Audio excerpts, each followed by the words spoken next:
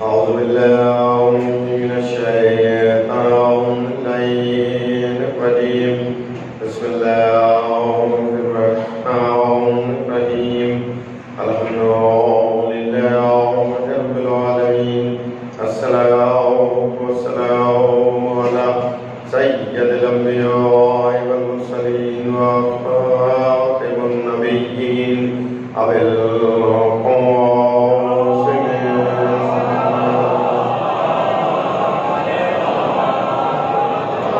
الطيبين الطاهرين المعصومين المنتجبين المنتخبين ورحمة الله عليهم وغاصبي حقوقهم ومنكري فضائلهم أجمعين أما بعد فقال الله سبحانه وتعالى في كتابه المجيد وفرقانه الحميد بسم الله الرحمن الرحيم وكل شيء أحصيناه في إمام مبين درود پڑھ رہے ہو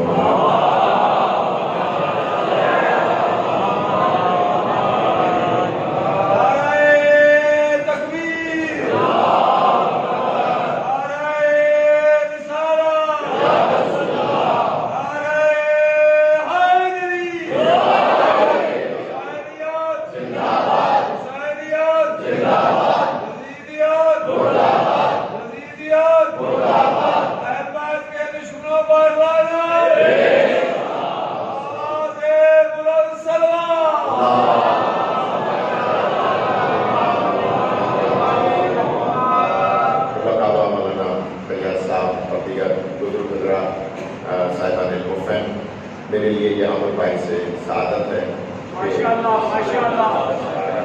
گزارشات عرض کرنے کی سعادت حاصل ہو رہی ہے اور ظاہر ہے کہ اگر آپ کو یاد ہو پرسوں کی مجلس میں ہم نے عرض کیا تھا کہ قرآن مجید فرقان حمید اللہ کا وہ کلام ہے کہ جس میں پوری کائنات کا علم ہے کوئی بھی چیز ایسی نہیں ہے جو قرآن میں نہ ہو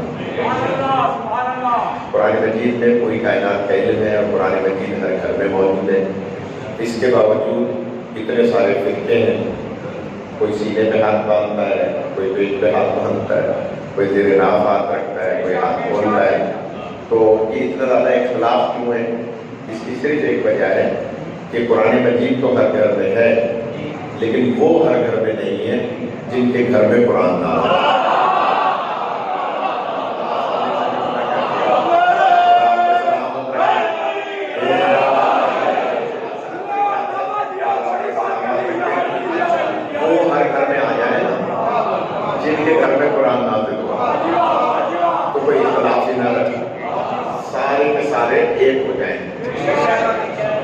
امام غزالی یہ کتاب ہے مولانا تاج الدین حیدری صاحب کے پاس یہ کتاب موجود ہے اصلی ان کے بیٹے حیدر حیدری صاحب سے وہ میں نے تاج الدین حیدری صاحب سے گزارش کی تھی کہ وہ فوٹو اسٹیٹ اس کی مجھے دے دیں کیونکہ وہ کتاب ملتی نہیں اور وہ ہے امام غزالی کی کتاب امام غزالی یہ کہتے ہیں کہ جب پہلے حاکم آئے حکومت میں تو وہ خطبہ دینے سے پہلے یا خطبے کے بعد نماز ہوتی ہے کوئی نماز خطبے سے پہلے ہوتی ہے کوئی خطبے کے بعد ہوتی ہے تو وہ سینے پہ ہاتھ رکھتے یہاں نماز پڑھتے تھے امام غزالی لکھتے ہیں کہ جب پہلے حاکم آئے تو وہ سینے پہ ہاتھ رکھ کے نماز پڑھتے تھے دوسرے حاکم آئے تو وہ پیٹ پہ ہاتھ رکھ کے نماز پڑھتے تھے ان کی روایت کے مطابق ہمارے عقیدے کے مطابق نہ رسول پاک نے کبھی ہاتھ باندھ کے نماز پڑھی نہ پہلے حاکم نے کبھی ہاتھ باندھ کے نہ سرکار نے ہاتھ باندھ کے نماز پڑھی اور میں یہ بات چیلنج کر کے کہہ سکتا ہوں آپ سیاہ ستہ میں یہ جو 6 کتابیں ہیں نا، بخاری، مسلم، نسائی، ترمذی، ان 6 کتابوں میں ایک روایت بھی حضور پاک کی ایک وقت کی نماز میں ہاتھ باندھ کے نماز پڑھنے کی نہیں دکھا سکتی۔ میں بہت بڑی بات کر رہا ہوں، میں چیلنج کر کے بات کر رہا ہوں۔ حضور پاک نے ایک وقت کی نماز بھی ہاتھ باندھ کے، چاہے سینے پہ یا پیٹ پہ یا زیر ناف کہیں بھی نہیں پڑھی، ہاتھ باندھ کے نہیں پڑھی۔ حضور پاک نے ایک وقت کی نماز بھی آپ سیاہ ستہ سے دکھا دیں، ایک روایت ملتی ہے، وہ بھی اس کو خود ہی ضعیف قرار دیتے ہیں آگے چل کے۔ ورنہ ہاں، نماز میں کیسے پیر کھول کے کھڑے ہونا ہے، کتنا پیر کو کھولنا ہے، اس تک کی 20 روایتیں ہیں۔ آپ شروع میں ہی تھک گئے۔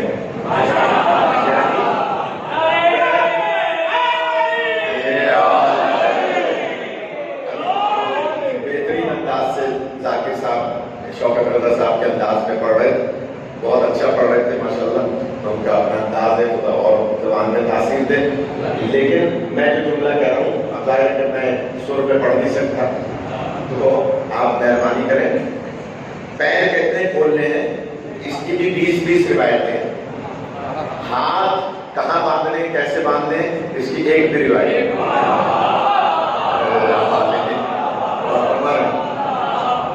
حضور ہاتھ باندھے تو روایت آئے نا۔ حضور نے ایک وقت کی نماز بھی ہاتھ باندھ کے نہیں پڑھی، کیونکہ سرکار ہیں فطرت کے حامل۔ فطرت یہ ہے کہ بندہ پیدا ہوتا ہے تو ہاتھ کھلے ہوئے ہوتے ہیں، قبر میں جاتا ہے تو ہاتھ کھلے ہوئے ہوتے ہیں۔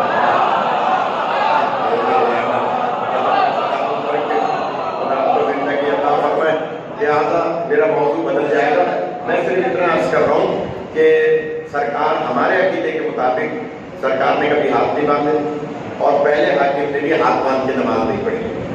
دوسرے حاکم کے بھی درمیانے دور میں، یعنی بیچ کے دور میں چند مہینوں کے بعد جب ایرانی قیدی پکڑ کے لایا گیا، تو ایرانیوں کی پرانی عادت تھی، ان کے یہاں رواج تھا کہ وہ ہاتھ پیٹ پہ رکھ کے کھڑے ہوتے تھے، ویسے ہی ادبن۔ تو وہ دربار میں کھڑا تھا ایرانی قیدی، اس کے ہاتھ زنجیریں وغیرہ چھوڑ دی تھی، تو وہ ادب میں کھڑا تھا۔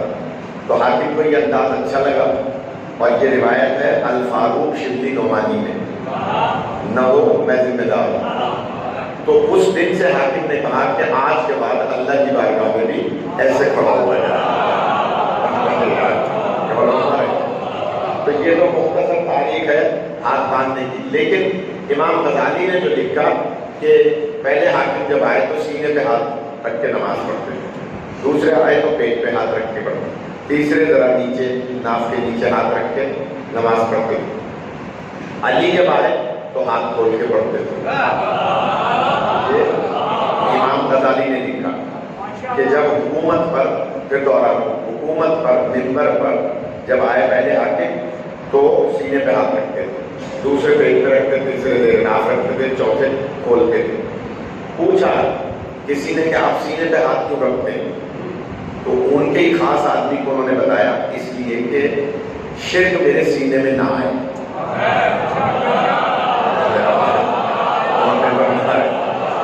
اس لیے امام غزالی لکھتے ہیں اس لیے شرک میرے سینے میں نہ آئے، اس لیے سینے پہ ہاتھ رکھ کے نماز۔ دوسرے حاکم سے پوچھا کہ آپ پیٹ پہ ہاتھ رکھ کے کیوں پڑھتے ہیں؟ کہا اس لیے کہ حرام میرے پیٹ میں نہ جائے۔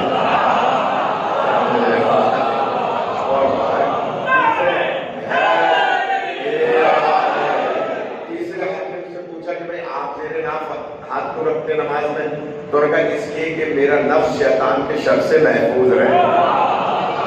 اب امام غزالی لکھتے ہیں کہ علی ہاتھ کھول کے نماز پڑھتے تھے، خود ہی دلیل دیتے ہیں اس لیے کہ علی کے سینے میں کبھی شرک آیا نہیں، علی کے پیٹ میں کبھی حرام آیا نہیں، اور علی کا نفس تو نفس اللہ ہے۔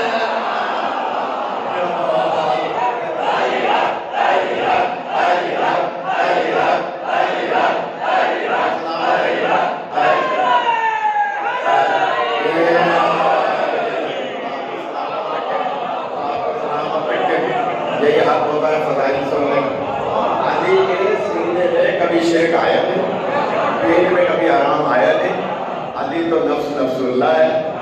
علی کو اللہ ان کے نفس کو خرید کر مرضی عطا کرتا ہے. لہذا اب اس کی دلیل ایک اور دے دوں. یہ تو امام غزالی تک کی بات تھی. جب پہلے حاکم آئے, اچھا چلیں یوں سن لیں بچوں کے لیے, کہ جب سرکار نے دعوت ذوالعشیرہ میں 3 دن تک کفار کھانا کھاتے رہے اور کھانا کھا کے جاتے رہے, اور اس کے بعد پھر چوتھے دن یا تیسرے دن جناب ابو طالب نے تلوار نیام سے نکالی, اور اس کے بعد کہا کہ اگر آج میرے بھتیجے کی بات نہیں سنو گے تو میں تمہاری گردنوں کو اڑا دوں گا. تو یہ ابو جہل ابو لہب کے سارے ابو بیٹھ گئے.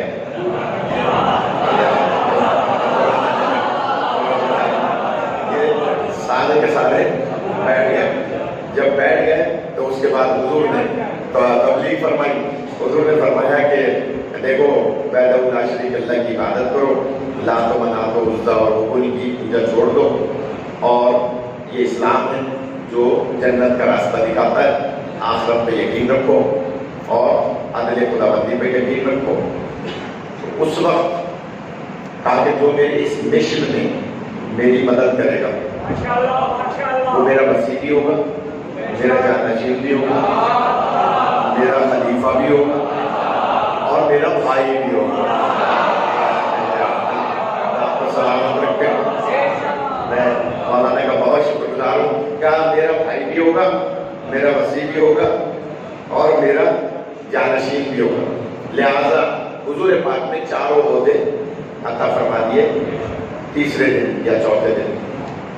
اس موقع پہ ابو لہب نے کہا تھا کہ اے ابو طالب, اب آپ اپنے بھتیجے کی طرح, بھتیجے کون ہے؟ سرکار. اب آپ اپنے بھتیجے کی طرح اپنے بیٹے کی بھی پیروی کیجیے. میں نے جملہ کہہ دیا, آپ نے سن لیا. اس کا مطلب ہے ابو لہب بھی جانتا ہے کہ ابو طالب اپنے بھتیجے کی پیروی کرتے ہیں.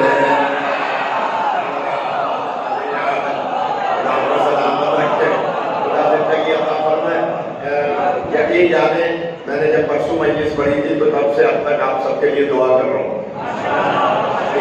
جس انداز سے مولانا آپ نے یہ مجمع سجایا بنایا اور محنت کی ہے, خدا آپ کو سلامت رکھے.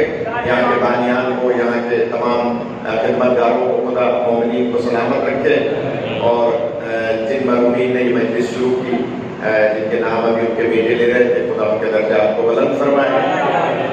میں جملہ کہہ رہا ہوں کہ جناب ابو لہب بھی جانتا ہے کہ ابو طالب اپنے بھتیجے کی پیروی کرتے ہیں.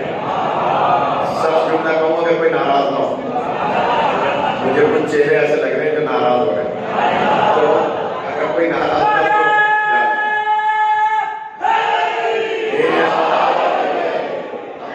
تو جملہ کہوں. وہ جملہ یہ ہے کہ ابو لہب بھی جانتا ہے کہ ابو طالب اپنے بھتیجے کی پیروی کرتے ہیں. پیروی کہاں میں کی جاتی ہے؟ پیروی دین میں کی جاتی ہے. پیروی کرتے ہیں. جملہ کہہ رہا ہوں, اگر آج کا کوئی مسلمان ابو طالب کو کافر کہے, سمجھ لے ابو لہب سے بھی بدتر ہے.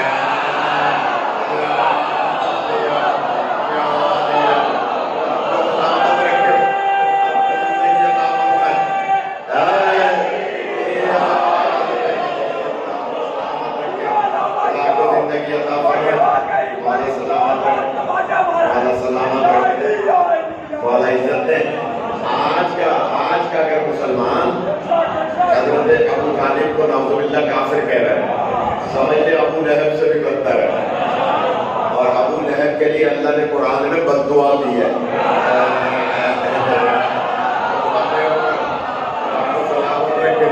اس کا مطلب ہے جو ابو طالب کو برا کہے گا وہ تبت یدا ابی لہب کا مصداق قرار ہے. آپ کو سلامت رکھے. تو بات لمبی ہو گئی. میں عرض کر رہا تھا کہ جناب حضور پاک نے 4 عہدے عطا فرما دیے. یا علی تم میرے بھائی بھی ہو, میرے وسیع بھی ہو, میرے جانشین بھی ہو, میرے خلیفہ بھی ہو. بچوں کے لیے عرض کر رہا ہوں, شکریہ حیدر بھائی. خلیفہ اسے کہتے ہیں جو بعد میں آنے والا ہو, خلف سے نکلا ہے, خلف سے خلیفہ.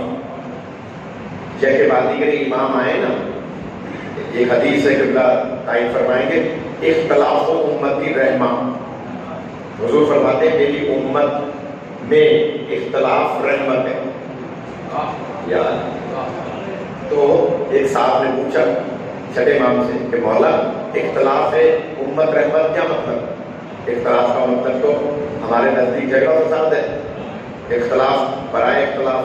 مولا فرماتے نہیں، یہ بتاؤ یہ لفظ اختلاف واحد ہے جمع ہے تثنیہ ہے؟ لفظ اختلاف اسے کا جمع ہے. مولا فرماتے ہیں اس کا واحد کیا ہے؟ کا خلف. پھر ابھی بھی سمجھ میں نہیں آئے گا. نبی فرما رہے ہیں ایک خلف کے بعد دوسرے خلف کا امت میں رہنا رحمت ہے.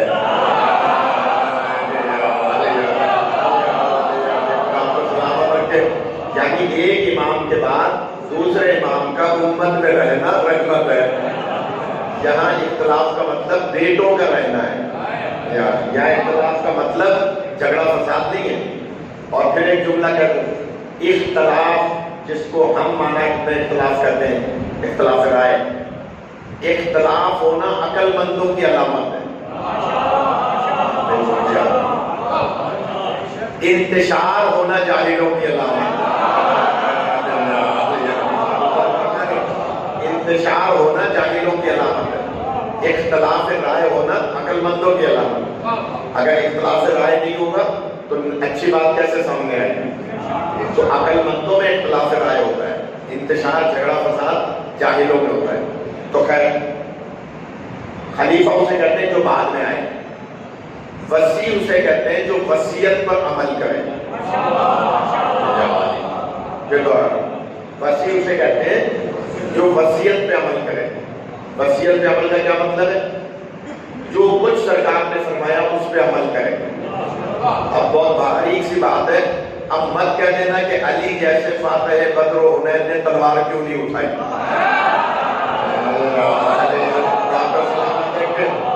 اب مت کہنا، یہ جمعے کے خطبوں میں کہتے ہیں نا، شیعہ بیان کرتے ہیں علی کے گردن میں رسی ڈال دی، علی کے گھر پہ آگ لے آئے، علی جیسا فاتح بدر و حنین. یہ کیسے ہو سکتا ہے؟ انہیں وصی کی معنی ہی نہیں پتا. جو ایسی بات کرتے ہیں انہیں وصی کی معنی نہیں پتا. وصی کہتے ہیں اس کو ہے جو وصیت پر عمل کرے.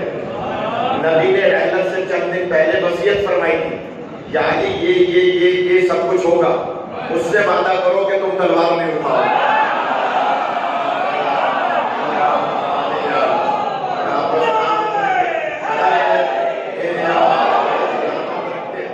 تو وصی کہتے ہیں اس کو ہے جو وصیت پہ عمل کرے. لہذا اگر مولا نے تلوار نہیں اٹھائی تو حقیقی وصی ہونے کا ثبوت دیا ہے،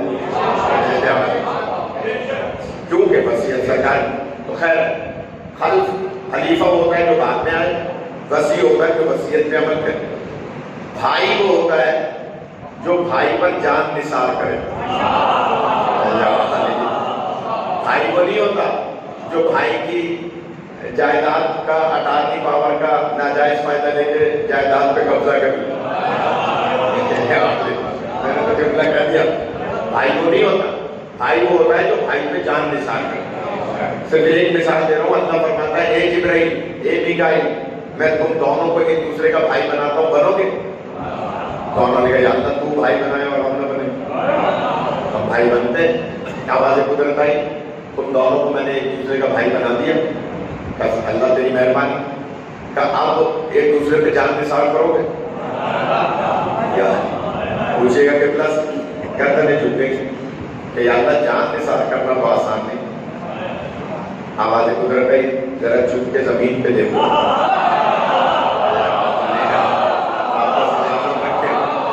ذرا زمین پہ جھک کے دیکھو کہ ایک بھائی دوسرے بھائی پر شب ہجرت کیسے جان نثار کرتا ہے.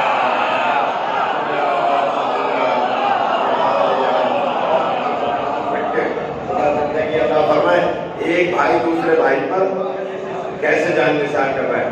کبھی موقع ملے گا تو شب ہجرت سنائیں گے آپ کو کہ شب ہجرت میں کیا کیا ہوا تھا اور کیسے کیسے ہوا تھا. لیکن چونکہ موضوع میرا نہیں ہے، میں تو اپنے موضوع پہ بات درس کروں گا. میرا عادت ہے کہ جو استخارہ کر لیتا ہوں وہی پڑھتا ہوں. کہ جناب آ جائیے جانشین. تین کی تھوڑی تھوڑی تشریح کر دی میں نے. خلیفہ، وسیع، بھائی، اور چوتھی کیا ہے؟ جانشین. جانشین ہم جلدی میں کہتے ہیں، ورنہ یہ ہے جائے نشین، یعنی جگہ پر بیٹھنے کا اہل. سلامت رکھے. جگہ پر بیٹھنے کا اہل، جو جگہ پہ بیٹھنے کا اہل. تو آ جائیے، میں اپنی بات کو لا رہا ہوں کہ جب امام غزالی والی بات یاد رکھیے، پہلے حاکم آئے پہلی سیڑھی پر نیچے بیٹھتے تھے، خطبہ دیتے تھے. دوسرے حاکم آئے دوسری سیڑھی پہ بیٹھتے تھے. تیسرے حاکم آئے تیسری سیڑھی پہ نیچے سے اوپر بیٹھتے. سرکار کے ممبر کی 4 سیڑھیاں تھیں. چوتھی سیڑھی پہ سب سے اوپر حضور تشریف فرما ہوتے تھے. تو پہلے حاکم آئے پہلی سیڑھی پہ بیٹھے، اپنا دور گزارا. دوسرے آئے دوسری پہ بیٹھے، اپنا دور گزارا. تیسرے آئے تیسری پہ بیٹھے، اپنے دور گزارا. جب مولانا علی علیہ السلام آئے تو صحابہ کرام صرف یہ دیکھنے آئے کہ علی بیٹھے کے کہاں.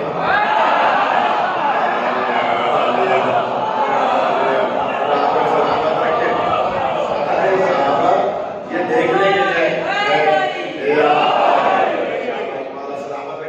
کہ علی بیٹھے کے کہاں، کیونکہ پہلے حاکم کی جگہ تو بیٹھے گے نہیں، یا بیٹھے گے تو ان کی مرضی. دوسرے کی جگہ یا تیسرے کی جگہ وہاں تو بیٹھیں گے نہیں جہاں سرکار بیٹھا کرتے تھے. پہلے والوں نے بقول ان کے پہلے والوں نے ممبر کا احترام کیا کہ سرکار کی جگہ نہیں بیٹھے، پہلی سیڑھی پہ دوسری پہ تیسری پہ. اب علی یا تو علیحدہ ممبر بنائیں گے، نیا ممبر لائیں گے، یا کھڑے ہو کے خطبہ دیں گے، یا پہلے کی جگہ بیٹھ سکتے ہیں، دوسری کی جگہ بیٹھ سکتے ہیں، تیسری کی جگہ بیٹھ سکتے ہیں. لیکن علی وہاں تو بیٹھیں گے نہیں جہاں رسول پاک بیٹھا کرتے ہیں. اچھا، کچھ اتفاق ایسا ہے کہ میرے سامنے بچے جو بیٹھے ہیں یہ بھی اسی سن کے ہیں کہ مولانا علی کے سامنے جو جنریشن تھی وہ 24 سے 25 سال کی تھی. سامنے جو بیٹھے تھے مولانا کے پہلی صف میں وہ 24-25 سال کے تھے. بزرگوں کو تو ان ادوار میں سائڈ لائن کر دیا گیا تھا. میں نے جملہ کہہ دیا، بزرگوں کو تو وہ سائڈ لائن میں تھے. تو نوجوان، اچھا یہ جو دور گزرا ہے نا 3 حاکموں کا، یہ دور بھی تینوں حاکموں کا 25 سال کا ہے. ٹوٹل 25 سال کا ہے. یہ جو سن ہے 25 سال کا، اور یہ جوان بھی 25 سال کے تھے. ان جوانوں نے پہلے حاکم کو سیڑھی پہ بیٹھتے ہوئے دیکھا، دوسرے کو بھی دیکھا، تیسرے کو بھی دیکھا. اس سے پہلے کا دور انہوں نے نہیں دیکھا.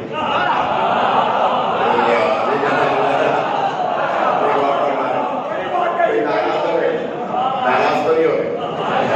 انہوں نے یہ 3 دور دیکھے. یہ جوان بچے تھے، بزرگ تو سائڈوں میں تھے، لہذا یہ بیٹھے تھے سامنے.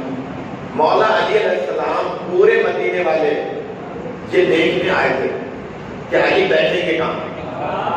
اب میں جملہ کہہ رہا ہوں. مولا ممبر کے پاس آئے، مسکرائے، پہلی سیڑھی پہ بھی پیر رکھا.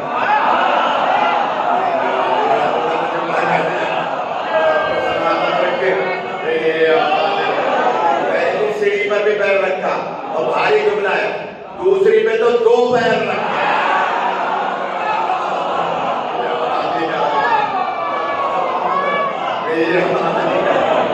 دوسری پر 2 پیر رکھے، کیونکہ اگر اس پہ 2 نہیں رکھے تو تیسری پہ چڑھ نہیں سکتے.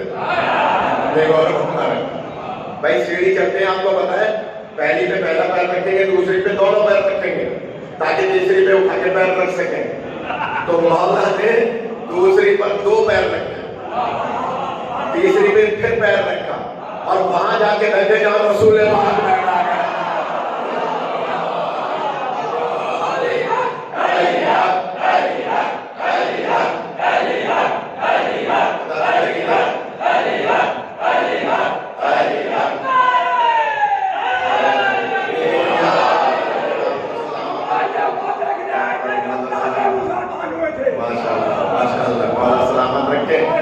مولا وہاں جا کے بیٹھے جب سرکار بیٹھا کرتے. آپ نے علی حق کا نعرہ لگا دیا، آپ نے بھی تائید فرما دی، تقریباً سبھی لوگوں نے نعرے کا جواب دیا، لیکن وہاں مسجد نبوی میں سب تھا۔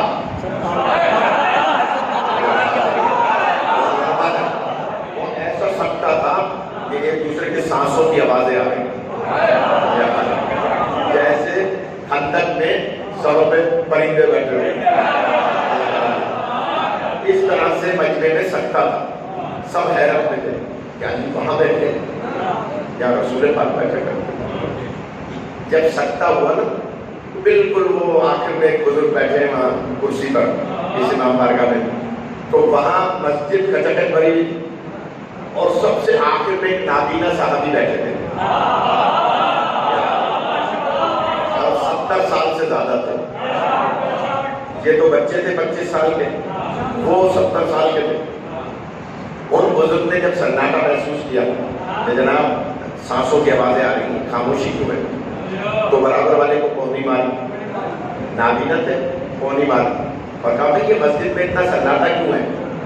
تو اس نے کان میں کہا غضب ہو گیا۔ کہنے کیا ہو گیا؟ کہا علی وہاں بیٹھ گئے جہاں رسول پاک بیٹھے،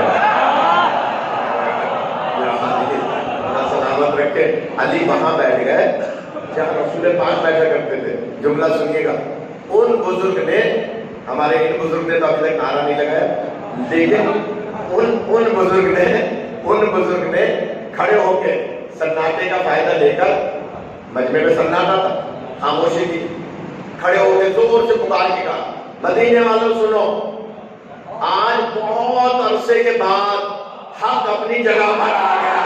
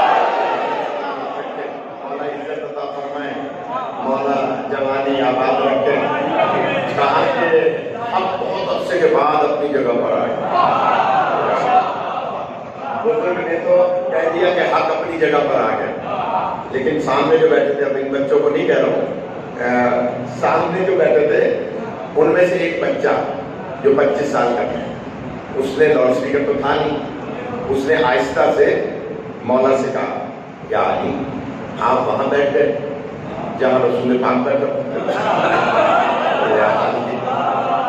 یا علی ہم نے سنا ہے آپ وہاں بیٹھ گئے، مجھے دیکھا تو نہیں تھا بچوں نے، کہا ہم نے تو سنا ہے کہ یہاں رسول پاک بیٹھا کرتے تھے، آپ وہاں بیٹھ گئے۔ آہستہ سے کہا میں بھی آہستہ سے مولا کا جواب دوں گا، بہت دیجیے گا، میں دیکھوں گا آپ کیسے سنتے ہیں۔ مولا نے اس سے سنا، بچے نے کہا کہ یا علی آپ وہاں بیٹھ گئے کیا رسول پاک بیٹھا کرتے تھے؟ مولا نے آہستہ سے جواب دیا تم بات کے مسلمان ہو۔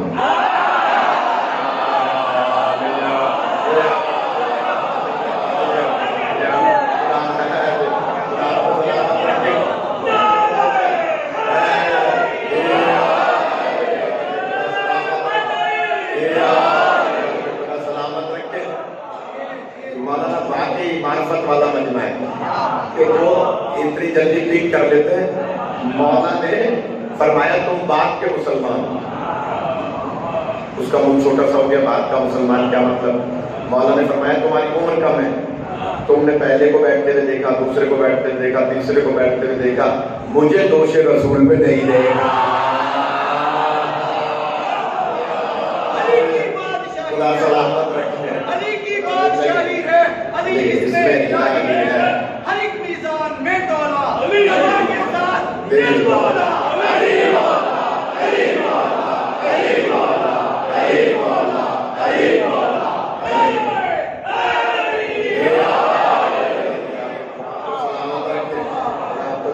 مولا، کہا کہ تم نے پہلے کو بھی، دوسرے کو بھی، تیسرے کو بھی دیکھا اس منبر پہ، مجھے دوش رسول پہ نہیں دیکھا. یہ تو لکڑی کا منبر ہے.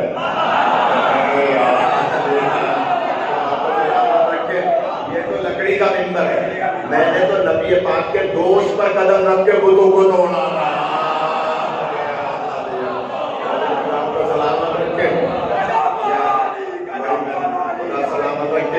یہ دو لکڑی کا منبر ہے، اور جس دوش پر قدم رکھے تھے، جملہ کہہ رہا ہوں، یہ مجھے اچانک یاد آیا جملہ آپ کی معرفت کو دیکھ کے، جس دوش پہ قدم رکھے تھے وہاں قرآن لکھا ہوا تھا.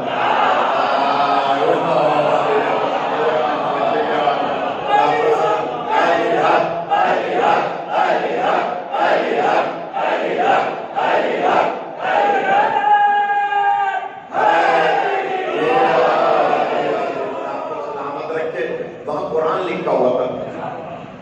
میرے قدم قرآن کی آیات کے اوپر تھے.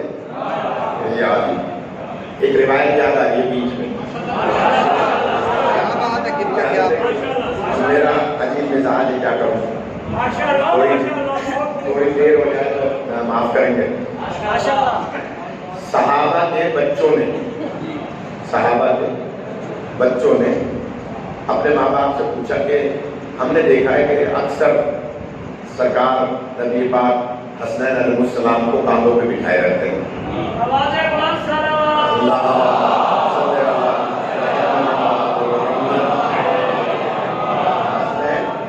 کاندھوں پہ حسنین علیہ السلام کو بٹھائے رہتے ہیں. ہماری بھی خواہش ہے کہ ہم کبھی نبی پاک کے کاندھوں پہ بیٹھیں. علامہ ذیشان الجواتی نے لکھا ہے اس کو، کتاب اتفاق سے میری گاڑی میں موجود ہے. میں کسی اور موضوع میں کتاب پڑھ رہا تھا تو یہ روایت سامنے آ گئی. یہ علامہ ذیشان الجواتی بزرگ عالم گزرے، وہ لکھتے ہیں کہ بچوں نے اپنے ماں باپ سے کہا کہ ہماری بھی خواہش ہے کہ ہم سرکار کے کاندھوں پہ بیٹھیں. بچوں نے کہا ٹھیک ہے، تم پلاننگ کر کے جاؤ 10-15 ایک ساتھ، اور اس وقت جانا جب نبی اکیلے بیٹھے ہوں مسجد نبی میں، اور جا کر کہنا سرکار ہم آپ کے صحابہ کے بچے، چھوٹے بچے تھے، کم سے 3-4 سال کے، تاکہ ہمیں بھی کاندھوں پہ بٹھائیے، تاکہ تاریخ میں آ جائے کہ صحابہ کا فلاں فلاں بچہ نبی کے کاندھوں پہ. تو بچوں کو دیکھ کر سرکار ایک دفعہ مسکرائے، اور مسکرانے کے بعد آپ نے بچوں کی طرف دیکھا، پھر کاندھوں کی طرف دیکھا. بچوں کی طرف دیکھا، بچے غور کریں تب سمجھ میں آئی. پھر بچوں کی طرف دیکھا، پھر کاندھوں کی طرف دیکھا. بچوں کی طرف دیکھ کر سوچا انہیں اگر نہیں بٹھاتا تو رحمت کے خلاف ہے. میں آہستہ سے کروں تاکہ بات سمجھ میں آ جائے. ویسے بھی میرا چیخنے چلانے کا جو مزاج نہیں. کہا کہ اگر ان بچوں کو اپنے کاندھوں پہ نہیں بٹھاتا تو رحمت کے خلاف، کیونکہ میں ہوں رحمت للعالمین، اور میں کبھی کسی سوال کے جواب میں کسی کو لا نہیں کہتا سوائے لا الہ الا اللہ. حضور نے کبھی لا نہیں کہا. کیسا بھی کوئی سوال کر لے، کیسا بھی کوئی مشکل ترین سوال کرے یا کوئی حاجت پیش کرے، مثلا کوئی بھی حاجت، سرکار کسی سوال کے جواب میں لا نہیں فرماتا. نہ سرکار، نہ مولا علی، نہ اہل بیت کبھی کسی سوال کے جواب میں لا نہیں فرماتے.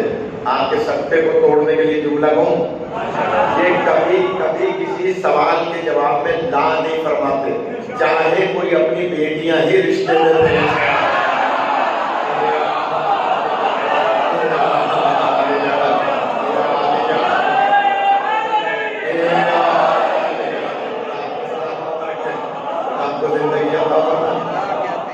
کبھی سرکار لا نہیں فرماتے، کبھی کسی سوال کے جواب میں لا نہیں فرماتا. دیکھیے میں اس کی دلیل رکھتا ہوں، کوئی ناراض نہ ہو.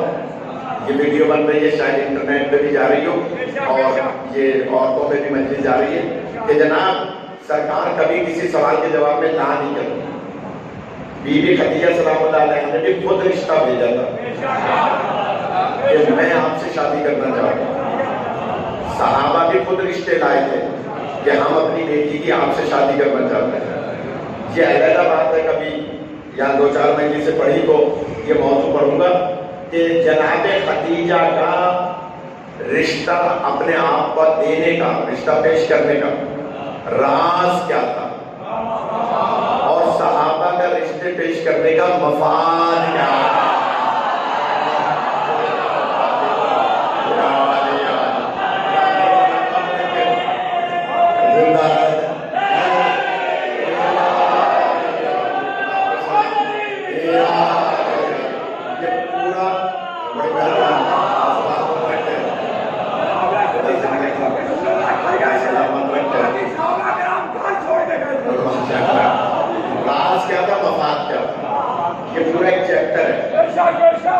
کم از کم 3 مجلسوں کا میٹر ہے, لیکن میں نے ایک آپ کو لائن دے دی, کبھی آئندہ ہوں تو مجھے یاد دلائیے گا کہ جناب سرکار کبھی کسی سوال کے جواب میں لا نہیں فرماتے, ہمیشہ مسئلہ حل کرتے تھے. کوئی بھی آ جائے سوائے لا الہ الا اللہ کے آپ لا نہیں کہتے. بچوں کی طرف دیکھا کہ میں رحمت ہوں, اگر نہیں بٹھاتا تو رحمت کے خلاف ہوں. کانگوں کی طرف دیکھ کے سوچا اگر بٹھاتا ہوں تو شریعت کے خلاف ہے. جہاں لے جانا چاہ رہا ہوں, میرے خیال میں آپ تھک گئے.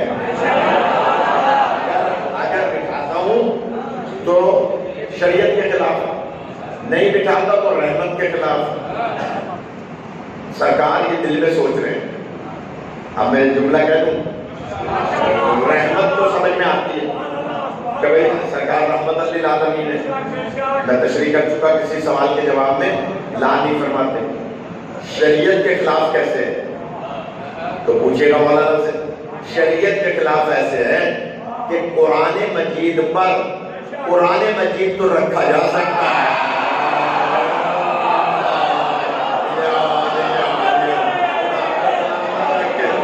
آپ کو زندگی عطا فرمائے. شاباش شاباش, زندہ رہے. قرآن مجید پر قرآن مجید تو رکھا جا سکتا ہے, دوسری کتاب نہیں رکھی جا سکتی. پتہ چلا نبی کے کاندھوں پر قرآن لکھا ہوا تھا, حسنین تو آ سکتے ہیں, کوئی اور نہیں آ سکتا. سلامت رکھے, زندہ رہے.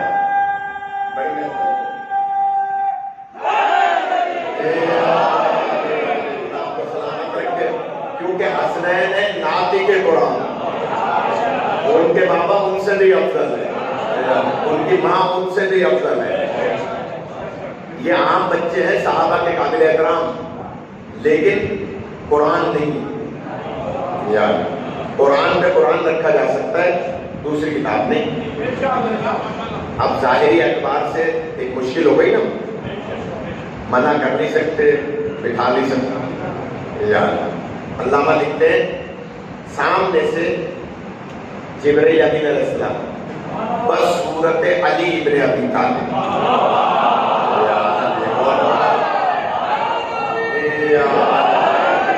بس صورت مولا علی, ملائکہ سوائے حرام جانوروں کے ہر شکل میں آ سکتے ہیں. آپ نے ہزاروں دفعہ سنی ہوئی کہ ملائکہ حرام جانور کے علاوہ, نجس جانور کے علاوہ ہر مخلوق میں اپنی شکل تبدیل کر سکتے ہیں یہ ملائکہ. چلے ایک روایت بیچ میں اور سن لیں. مولانا سلونی کا دعویٰ فرما رہے تھے منبر کوفہ پر. اب 3 باتیں یاد رکھیے گا, ابھی وہ ہاتھ کھولنے والی بات کی بھی دلیل ہے اور یہ بچوں کی بھی, اور ایک بیچ میں اور بات ہے کہ مسجد کوفہ میں مولانا بیان فرما رہے تھے سلونی قبل تفتقونی.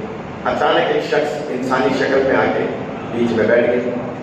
جب مولا پھر فرما رہے تھے سلونی قبل تفتقونی, تو اس نے کھڑے ہو کے کہا کہ علی آپ کا دعویٰ بہت بڑا ہے کہ جو چاہو مجھ سے پوچھو, میں زمین کے راستوں سے آسمان کے راستے بہتر جانتا ہوں, تو جلدی سے بتائیے کہ جبرائیل امین اس وقت کہاں ہے.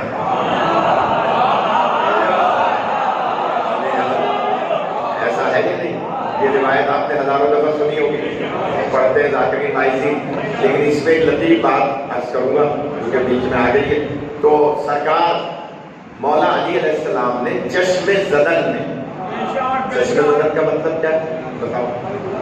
آنکھ پلک جھپکنے میں، چشم زدن میں سطح زمین سے لے کر تحت الثری تک، سطح زمین سے لے کے عرش اولی تک، تا حد نگاہ مشرق میں، تا حد نگاہ مغرب میں، تا حد نگاہ شمال اور جنوب میں، پوری کائنات 18,000 عالم، یہ ہمارا ایک عالم ہے۔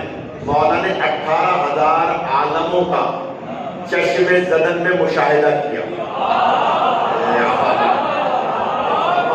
کوئی ناراض نہ ہو تو جملہ کہوں، جو علی چشم زدن میں 18,000 عالموں کا مشاہدہ کر لے، وہ اگر چشم زدن میں یا علی مدد کہنے پہ آ جائے تو حیرت کی کیا بات ہے۔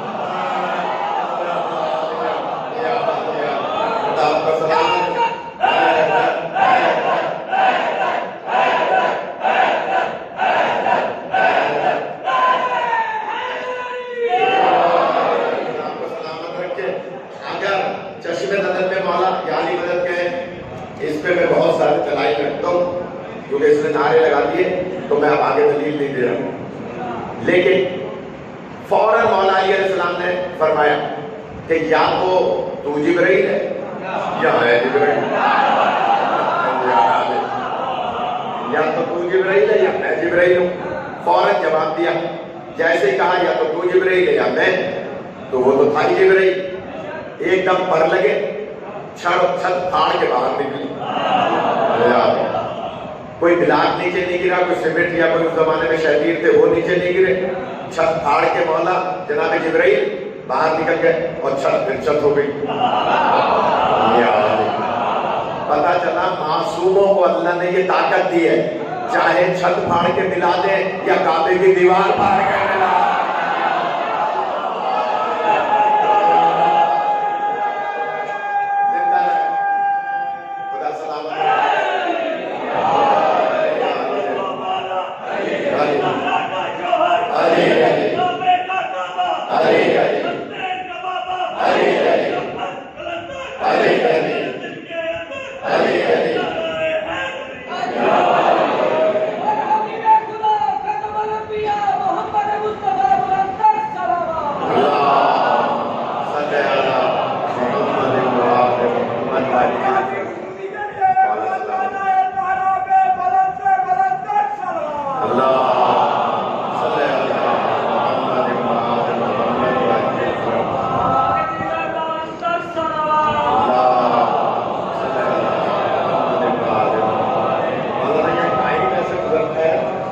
جلدی ٹائم گزرتا ہے، خدا سلامت رکھے کہ جناب کہا یا تو جبرائیل ہے یا میں۔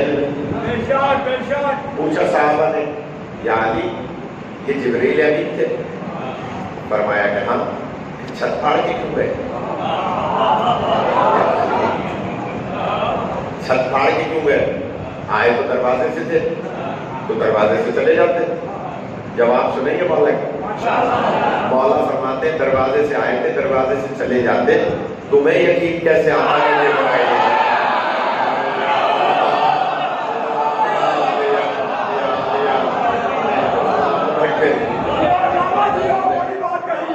سلامت رکھے، تمہیں کیسے یقین آتا؟ ہر چیز میں راز ہے، اہل بیت کے ہر حکمت ہر چیز میں راز ہے، لہذا فرمایا کہ تمہیں یقین کیسے آتا؟ اس کا مطلب کیا ہے؟ جبرائیل امین ملائکہ نجس جانور کے علاوہ ہر مخلوق میں تبدیل ہو سکتے ہیں۔ تو بچے یہاں دیکھ رہے ہیں کہ اب سرکار کاندھوں پہ بٹھائیں گے، اتنے میں جبرائیل امین علیہ السلام بس صورت علی ابن ابی طالب، پوری حکایت اس لیے سنائی تھی کہ بس صورت علی ابن ابی طالب، مولا علی کی صورت میں شکل بنا کے سر پہ کھجوروں کا ایک طبق رکھے ہوئے، ایک کھجوروں کا ٹوکرا طبق رکھے ہوئے اور لا کے سرکار کے سامنے رکھا اور کہا سرکار یہ جنتی کھجوریں آپ کا نام فرمائیں، یا چاہیں تو جس کو چاہے عطا کر دیں۔ اب باریک سی بات ہے، اب سرکار نے ایک مرتبہ بچوں کو دیکھا، ایک مرتبہ کھجوروں کو دیکھا، بچوں سے کہا، دیکھیں جملہ سرکار کا، بچوں سے کہا کھجوریں کھانا پسند کرو گے یا اور نہیں کہا، یا کھجوریں کھانا پسند کرو گے یا کاندھوں پہ بیٹھنا پسند کرو گے؟ سلامت رکھے۔ تو بچے کہتے ہیں کہ سرکار کاندھوں پہ بیٹھنے سے کیا ملے گا؟ ایسی کھجوریں تو ہم نے زندگی میں دیکھی ہی نہیں۔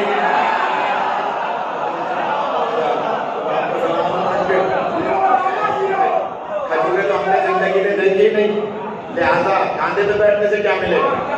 جملہ کہہ رہا ہوں، ان بچوں کے ماں باپ نے کھجوریں پیٹ بھر کے خیبر کے بعد کھائی تھی۔ میں جملہ کہوں، پتہ چلا جو علی کے ذریعے سے رزق ملتا ہے وہ پیٹ بھر کے ملا کرتا ہے۔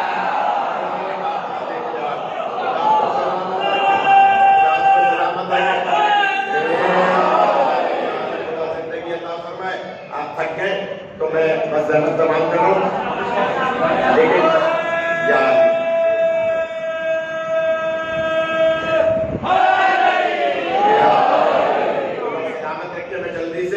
جناب سرکار نے بچوں کی طرف دیکھ کے، اب بھاری جملہ ہے بھائی، جبرائیل امین خود آ جاتے آگے، آئے تو تھے لیکن اپنی شکل میں آ جاتے تو شاید جواب آئے گا۔ علامہ ذیشان صاحب نے بڑی اچھی نکتہ لکھا ہے، وہ فرماتے ہیں شاید جواب آئے گا، دنیا والوں سمجھو جب میں اللہ کبھی اپنے حبیب کی بھی مدد کرنا چاہتا ہوں تو سورت علی ابن ابی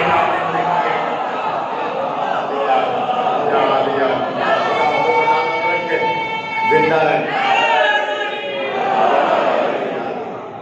بہت عرصے کے بعد حق اپنی جگہ پر آ گیا۔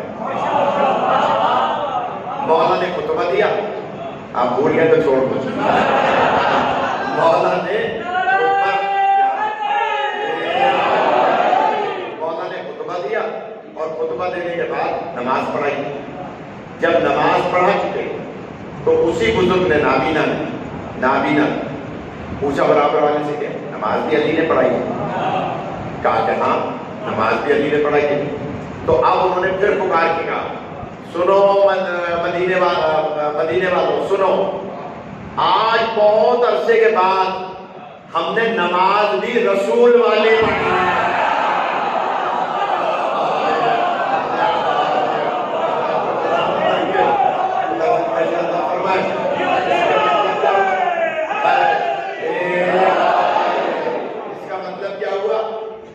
نماز رسول والی ہے تو علی والی ہے، علی والی ہے تو رسول والی ہے۔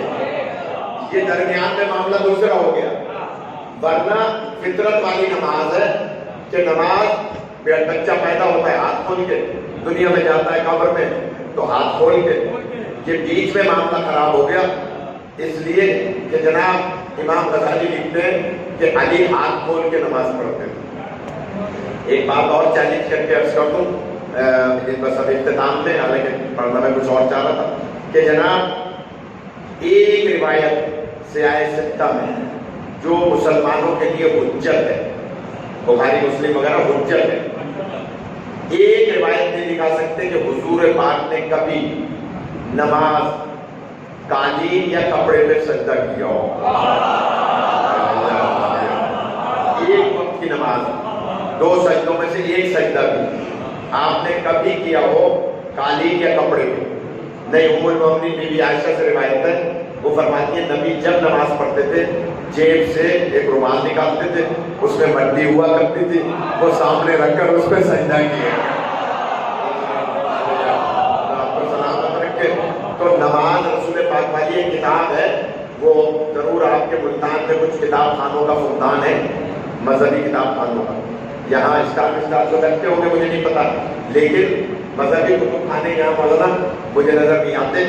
آپ کراچی لاہور میں جائیں تو ضرور وہ کتاب لیں جس کا نام ہے پیغمبر کی نماز۔ اس کا نام کیا ہے؟ پیغمبر کی۔ انٹرنیٹ پہ بھی سرچ کریں گے تو پیغمبر کی نماز PDF میں بہت سے گروپس میں موجود ہے، اس کو آپ نکالیں. ایک چیز بھی ایسی نہیں ہے جو آپ کی نماز اور پیغمبر کی نماز میں فرق ڈالتی ہو. آپ شیعہ حیدر کرام جو نماز پڑھتے ہیں مستحبات سے لے کے واجبات تک وہ سب کے سب وہی ہیں جو سرکار نماز پڑھتے ہیں. اور ایک بھی حوالہ اس کتاب میں آپ کی کسی کتاب کا نہیں. سارے حوالے ہیں برادران اہل سنت کی، خاص طور پہ یہ سیاہ ستہ کے سارے کے سارے. تو پیغمبر کی نماز اور علی کی نماز ایک ہی نماز ہے، اس لیے کہ یہ ایک ہی ہے. نور اول ما خلق اللہ نوری علی و انا علی من نور واحد، یہ مشہور و معروف حدیث ہے. تو یہ ایک ہی ہے. لہذا ہم دعوت فکر دیتے ہیں کہ اللہ تعالیٰ قرآن مجید میں ارشاد فرماتا ہے کہ وَقُلَّ شَيْءٍ أَحْصَيْنَاهُ فِي إِمَامٍ مُبِينٍ. اب میں اس پہ 1 گھنٹہ بول سکتا ہوں. اچھا بہت ٹائم کیا مطلب تھا؟ تابوت کا ٹائم کتنے بجے ہماریوں کا؟ چلیں اگر اجازت دیں تو 2 جملے عرض کرتا ہوں. امام اسے کہتے ہیں، امام وہ گھڑی غلط ہے اور یہ بھی غلط ہے. یہ جو میرے ہاتھ ٹھیک 11 بجے ہے اس وقت. میں کتنے بجے بیٹھا تھا؟ اچھا تو چلیں 1 گھنٹہ تو ہو گیا. ایک روایت سن لیں اور انشاءاللہ پھر کبھی بول لیں گے. مولا علی علیہ السلام کی عادت تھی، مولا کی عادت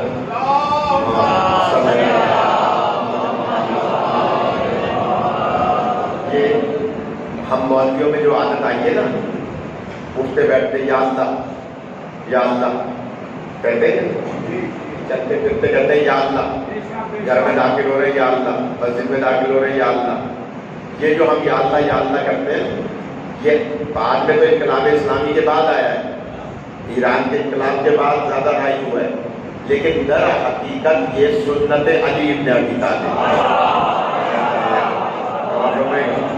مولا کی یہ عادت تھی کہ مولا جب بھی کبھی اپنے گھر میں بھی داخل ہوتے تھے نا تو دروازے پہ یا اللہ اکبر کہتے تھے، اللہ اکبر اپنے دروازے پہ.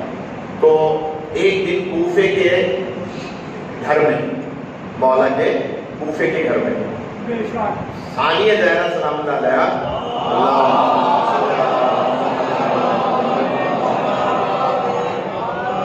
یہ ایک روایت 10 منٹ کی ہے، یہ سن لیں کیونکہ ہماریوں کا زیارت ہوگی خواتین میں. تو میں اس لیے عرض کر رہا ہوں کہ جناب مولا اپنے گھر میں داخل ہوئے، کوفے کے گھر میں.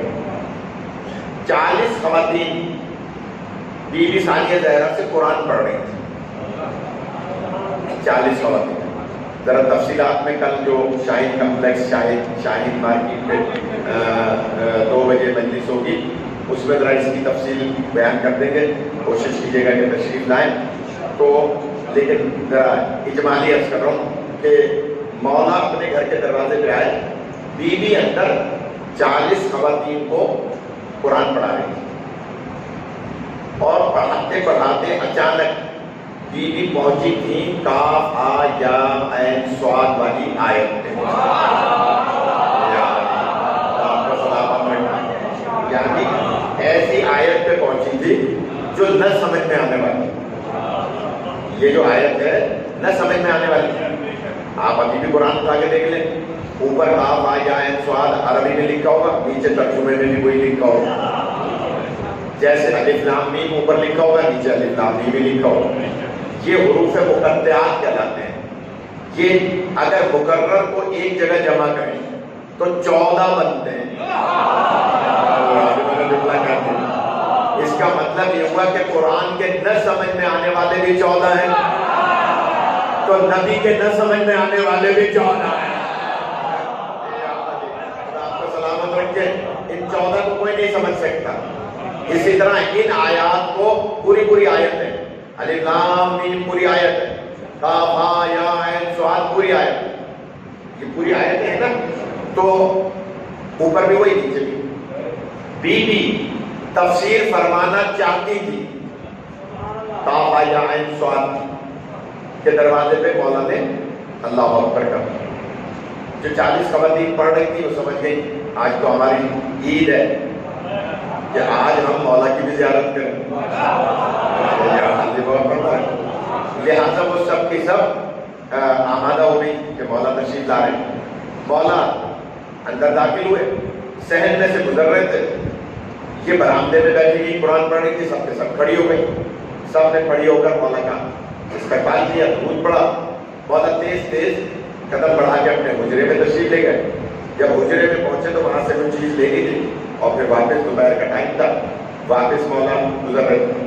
ابھی مولا اندر گئے تھے حجرے میں تو ان 40 خواتین نے مولا سے بی بی سے عرض کی کہ آقا زادی اب جب آپ کے بابا تشریف لائیں تو ان سے کہیے گا ہماری طرف سے التماس کہ اس آیت کی آپ تفسیر فرما دیں تاکہ تاریخ میں یہ آ جائے کہ ہم 40 بیویاں علی کی بھی شاگردہ ہیں اور ثانیہ زہرا کے بھی شاگردہ ہیں. ہمارے لیے یہ سعادت ہو جائے کہ ہم ان کی بھی شاگرد ہیں اور ان کی بھی شاگردہ ہیں. بی بی نے فرمایا ٹھیک ہے. مولا جیسے ہی باہر تشریف لائے تو بی بی نے فرمایا بابا یہ میری شاگردائیں کہتی ہیں کہ کہا جان ہے سوال کی آپ تفسیر فرما دیں. مولا رکے نہیں, چل رہے آہستہ فرماتے ہیں لیکن ان سے کہو میں عادل امام ہوں.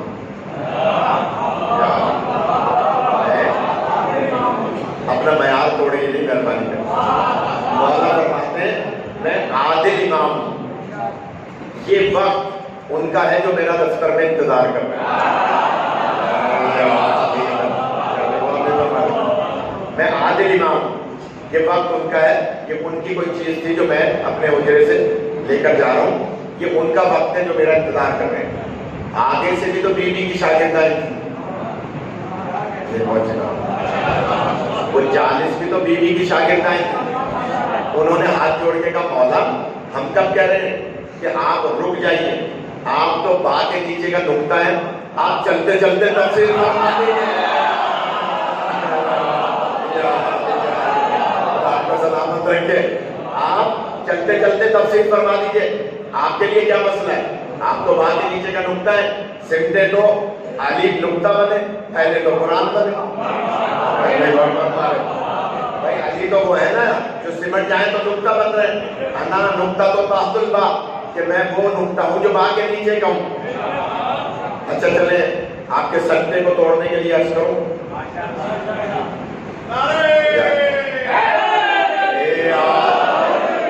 دیکھیے با کے نیچے نقطہ مولا فرما رہے ہیں آنا نقطہ تو تحت البا, میں با کے نیچے کا نقطہ ہوں. یہ کیوں نہیں فرمایا کہ میں جیم کے پیٹ کا نقطہ ہوں, یا میں خا کے اوپر کا نقطہ ہوں. پھر لکھتے ہیں نا خا, میں اس کے اوپر کا نقطہ ہوں. بہت باریک سی بات ہے قبلہ, اگر سب لطف فرمائے اور توجہ فرمائے. یہ نہیں فرمایا بھائی جیم کے پیٹ میں بھی تو نقطہ ہے, خا کے اوپر بھی تو نقطہ ہے, زال اور یہ نقطے بہت سارے ہیں کہ نہیں, ایک ایک نقطے بھی بہت ساری جگہوں پر ہیں. لیکن بہت باریک بات ہے اور میں اندازہ لگاؤں گا کہ کتنے لوگ اس مسئلے میں آمادہ ہیں تاکہ میں آگے بڑھوں, ورنہ یہی 2 جملے مسائل کے پڑھوں.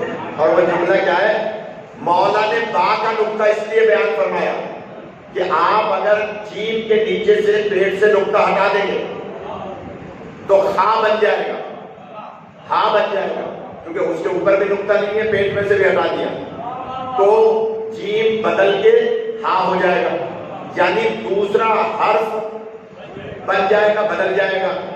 لیکن با کے نیچے سے نقطہ ہٹا دو تو لا رہ جائے گا.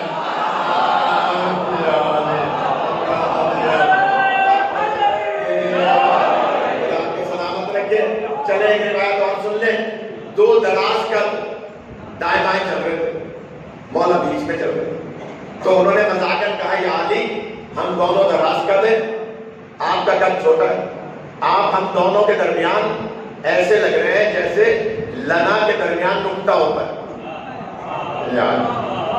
لنا شرف لنا, لام نون الف لنا, کل لنا کے درمیان کا نقطہ لگ رہے ہیں. آپ طنز کیا مولا پہ, نعوذ باللہ مذاق کیا.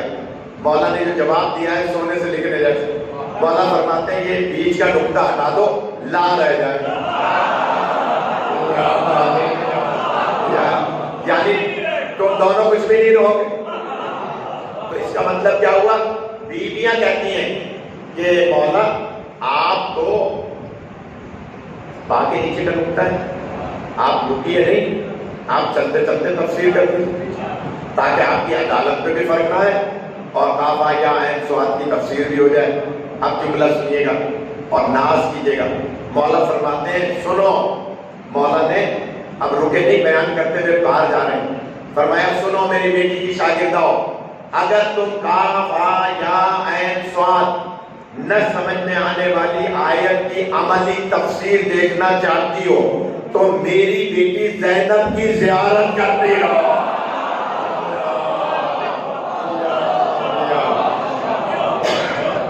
سلامت رکھے یاد،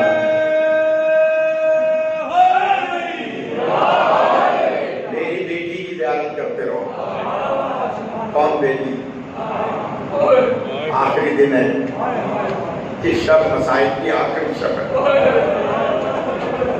سارا سال انتظار کرتے ہیں کہ زہرا کی بیٹوں کا دن آئے گا، زہرا کی بیٹیوں کے دن آئیں گے، محرم آئے گا، آپ رنگ کراتے ہیں، فرش بچھواتے ہیں، اذخانہ سجاتے ہیں۔ کتنے دن گزرے ہیں؟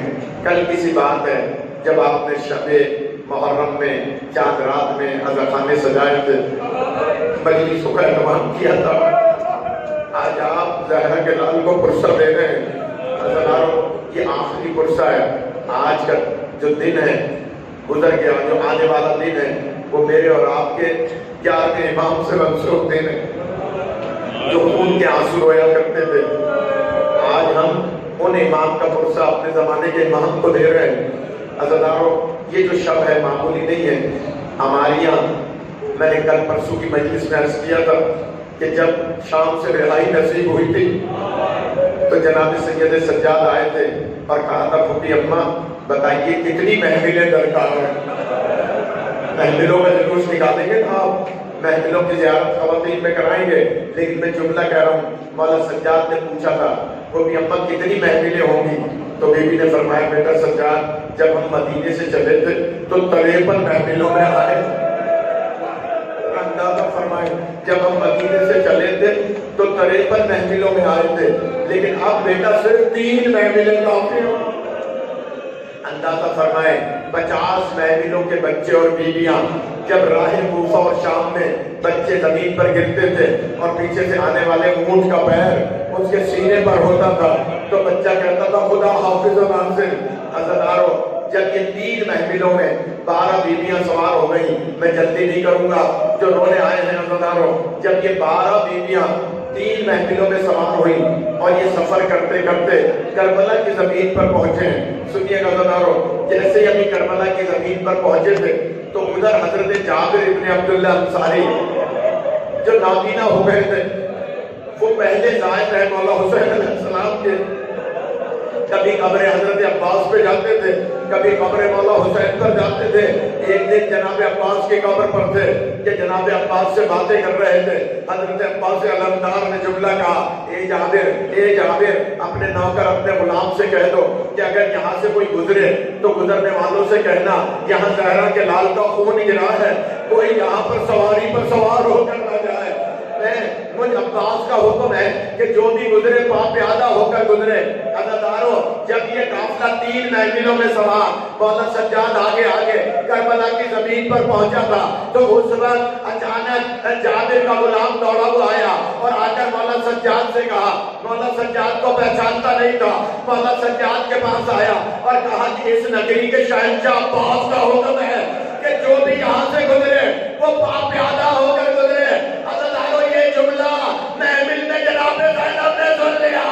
ایک مرتبہ کا سید سجاد محفلوں کو بٹھا دو، ارے میرے عباس اجرکم من اللہ، خدا آپ کو کسی میں نہ رلائے سوائے مظلوم کربلا کے۔ عزیزارو سنیے گا، میں مسائل میں آج جلدی نہیں کروں گا۔ جو دور دور سے رونے آئے ہیں، میری مائیں بہنیں مجلس سننے نے محملیں بٹھائیں، جناب زینب اتری، قبر عباس ہلنے لگی اور کہا اے جابر یہ حکم میں نے عام لوگوں کے لیے دیا تھا، یہ تو میری آقا دادیاں ہیں، ارے یہ تو شام میں شمر کے دادیاں نے کہا اجرکم من اللہ۔ عزادارو یہ قافلہ 3 دن تک کربلا میں رہا، 3 دن تک کربلا میں یہ قافلہ گریہ کرتا رہا، ساری بیویاں کوئی کسی شہید کی قبر پر، کوئی کسی شہید کی قبر پر، لیکن عزادارو ایک بی بی جناب رباب 3 راتیں قبر حسین پر گریہ کرتی رہی۔ عزادارو جب وقت آیا مولا سجاد آئے، جناب زینب آئی اور کہا چلیے قافلہ مدینے جا رہا ہے، سنیں گے عزادارو؟ اس وقت جناب رباب نے ایک مرتبہ جناب زینب کی طرف دیکھا، ایک مرتبہ مولا سجاد کی طرف دیکھا اور کہا ذرا یہ تو فرمائے میرا مدینے میں کون رہ گیا ہے؟ اللہ نے مجھے 3 تحفے دیے تھے، ایک حسین کی صورت میں، ایک سکینہ کی صورت میں، ایک علی اصغر کی صورت میں۔ علی اصغر بابا کے پاس ہے، سکینہ شام میں رہ گئی، میرا مدینے میں کون ہے؟ عزادارو سنیے گا، جب یہ قافلہ کربلا سے چلا اور چلتا ہوا مدینے پہنچا، عزادارو مدینے میں جناب زینب نے فرمایا بیٹا سجاد ہمیں رونے نہیں دیا گیا، ہم وہاں پر محفل کریں گے، ہم وہاں منزل کریں گے جہاں سے ہم نے پہلی منزل کی تھی۔ عزادارو محفلوں کو بٹھایا گیا اور جناب زینب کو خیمے میں لے جایا گیا، بیویاں خیمے میں گئی، بشیر مدینے میں گیا، اے کربلا اے مدینے والوں حسین کا قافلہ واپس آ گیا۔ اجرکم من اللہ۔ عزادارو خدا آپ کو کسی غم میں نہ رلائے، جب یہ مدینے کے شہر میں گیا ایک بچہ